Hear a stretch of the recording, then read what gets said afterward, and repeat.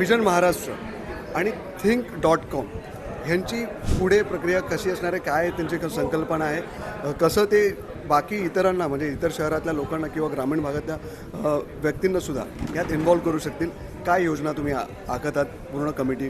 मुख्य म्हणजे आपला जो संबंध कुठला वेगवेगळ्या स्तरातले म्हणजे आता ही खरं तर ज्येष्ठांनी सुरुवात केलेली आहे, पण वेगवेगळ्या स्तरातले जे लोक आहेत विशेषतः स्त्रीवर्ग की ज्यांच्याकडून नेहमी म्हटलं जातं की माझी मुलं मोठी झाली आहेत आणि आता मी काय करू, तर वेळेचा सदुपयोग हा समाजासाठी व्हायला हवा.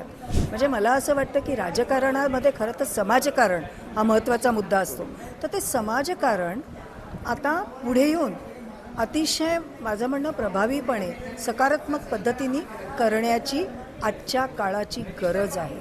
आणि जेव्हा पालक आजी आजोबा पुढे येऊन काम करतील तेव्हाची जी मुलं आहेत, तरुण मुलं आहेत, ते शिकतील आणि त्यांनाही वाटेल की आपला उद्याचा भारत हा ॲश्युअर्ड आहे. त्यामुळे आम्ही आज सगळ्या ठिकाणी म्हणजे वेगवेगळ्या जिल्ह्यांमध्ये वेगवेगळ्या ठिकाणी आज आम्ही हे जे माध्यम आहे आता की ज्याला आम्ही एक नवीन ज्याला आपल्याला आता हाताशी मिळालेले ई क्रांती झाली म्हणतोय, तर त्याच माध्यमाचा आधार घेऊन आम्ही सगळेजण ज्येष्ठ नागरिक असं ठरवतोय की तळागाळापर्यंत पोचायचं, छोट्या मोठ्यांपर्यंत पोचायचं आणि सर्व जिल्ह्यांमध्ये पोचायचं. कारण हा महाराष्ट्र तुमचा आहे, माझा आहे, आपला आहे. म्हणून नाही, ज्येष्ठ तर नाहीच वाटत, तुम्ही सगळेच तरुण आहात आणि तुम्ही खूप छान मेसेज आणि खूप चांगली तुम्ही एक काय म्हणतात समाजाला इन्स्पायर करण्यासाठी ही योजना आखलेली आहे.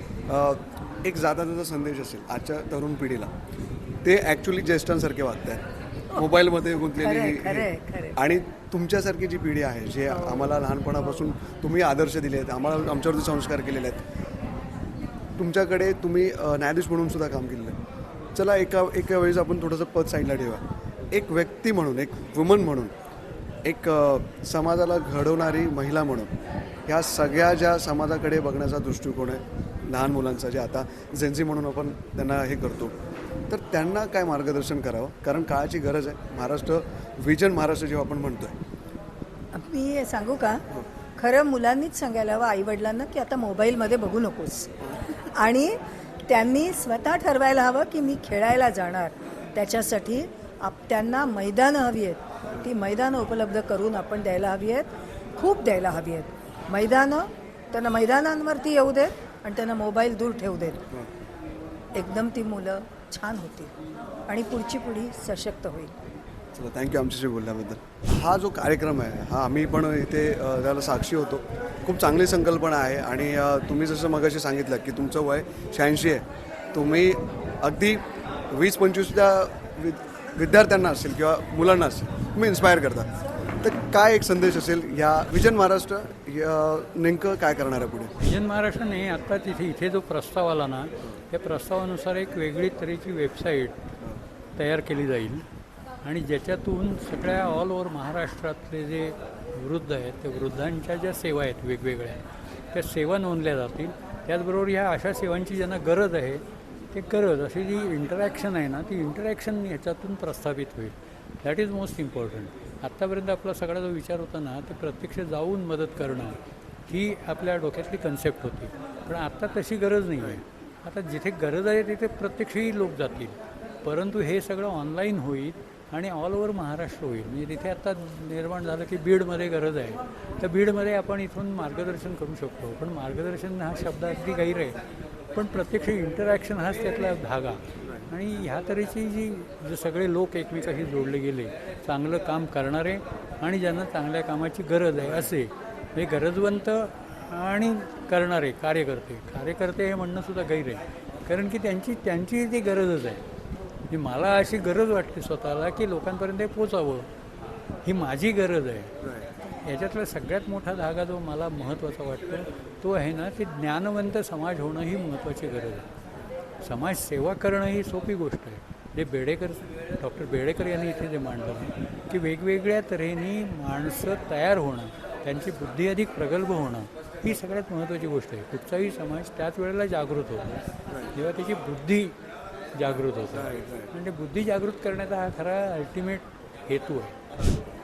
गिरीश सर आपल्यासोबत आहेत. आता आम्ही मगाशी कार्यक्रम बघितला, अत्यंत सुंदर असा कार्यक्रम आहे आणि तुम्ही सगळी तरुण पिढी आहात. नक्की जेन्झी तुमच्यामध्ये दिसतो आहे, तुम्हाला काहीतरी करायचं आहे. अगदी 60तले तर 80पर्यंतचा जो हा लोकांचा प्रवास आहे किंवा अनेक लोक जे यशस्वी झालेले आहेत आणि इन्स्पायर करत आहेत, त्यांनी केलेलं काम आहे. काही लोक अजून त्यांना काम करण्याची इच्छा आहे. ही खूप चांगली संकल्पना आहे की लोकांपर्यंत पोहोचवण्याचं आणि लोकांना जागृत करण्याचं. इवन फक्त आणि फक्त ज्येष्ठांनाच नाही तर तरुणांना सुद्धा एक संदेश पोहोचवणारा हा आजचा कार्यक्रम होता.